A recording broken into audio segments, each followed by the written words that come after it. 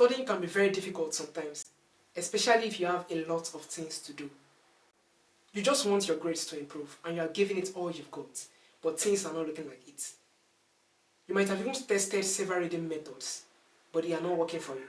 Then hear me out first, because at the beginning of this video, I'll be sharing with you my experience as a learner. There is something even more powerful than study techniques. Find out.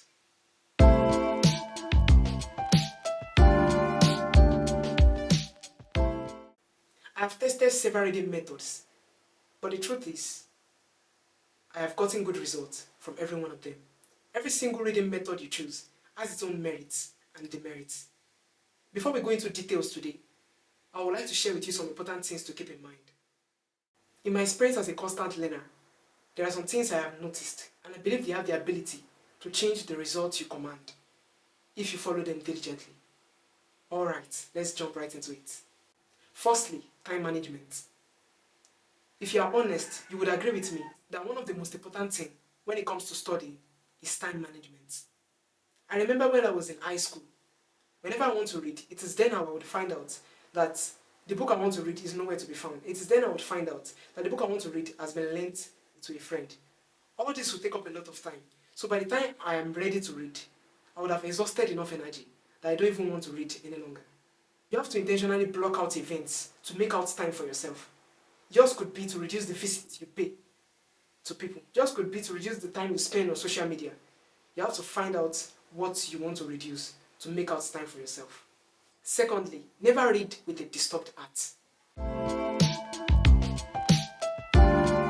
Your mind must be very calm whenever you want to read. Not only should your environment be quiet, but even your mind has to be quiet. The truth is, your mind is also an environment, and you have to make sure that that environment is kept quiet. Part of what differentiates super learners from the average person is that they've learned to read with a calm mind.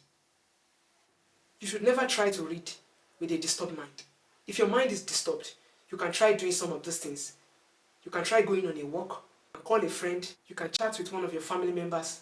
Just try to do anything that will give you a calm mind. Your mind has to be calm because your mind is an environment, and you have to make sure that environment is kept in a peaceful state for you to assimilate better. Number 3, engage your emotions whenever you are reading. The truth is, it is easier to remember visual elements than plain words on a page. You have to convert whatever you are reading into visual elements that can last longer in your long-term memory. Your memory knows how to remember visual elements better than plain words on a page. So whenever you are reading, engage your emotions with what you are reading. Try to ask questions about what you are reading. So these are the few things I've seen that will help you alongside any study techniques you choose to use. As I said, there are 3. Number 1, you should block out time for yourself. Number 2 is to read with a calm mind. Always calm your mind before you read. Number 3 is to engage your emotions with whatever you are reading. Now, since we have talked about those things, I'm going to share with you 2 of the techniques I enjoy using. Number 1 is the repetition method. Now, as the name sounds, you could already deduce what it means. Now, the repetition method simply goes like this. Whenever you read something, you come back to it over and over again until it sticks in your memory. Your brain doesn't remember any information easily. So if you want your brain to store something in its long-term memory, then you have to teach your brain to understand that that information is very important. That's how the repetition method works. Imagine you read something today, and you come back to it the following day, and you come back to it a week after, and you come back to it 2 weeks after, and you come back to it a month after. By the time you've done all this repetitively, your brain will believe that that information is very important and crucial, and so your brain will store it in your long-term memory. Number 2 is a framework I also use, which is called FAST, F-A-S-T. The credit goes to Jim Quick, who invented this framework, the FAST framework, the FAST framework. Now, the framework simply goes like this. F stands for forget. Now, whenever you want to read, you should forget everything that is disturbing your mind. Forget all of your worries. Forget all of your limitations. Your limitation could be that you cannot study enough materials before the exam. Your own limitation could be that you cannot understand whatever you read. So you have to forget all of your limitations. You know, I had this limitation before. I can't read well in the night because of my eyes. But because I decided to forget this limitation, I saw how powerful this could be. So you have to make sure you forget every of your limiting beliefs and read with a calm mind. Number 2, it is A.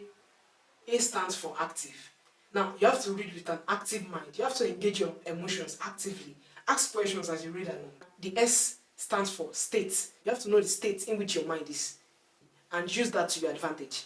For example, if you know that your mind is very happy, you can use that happy emotion to discuss with whatever you're reading. You can engage whatever you're reading with that state of mind you are in. And the last one, which is T, stands for teach. Now, you could teach a friend, teach yourself, because I've even tried teaching myself. Yeah, it sounds crazy, but you could teach yourself.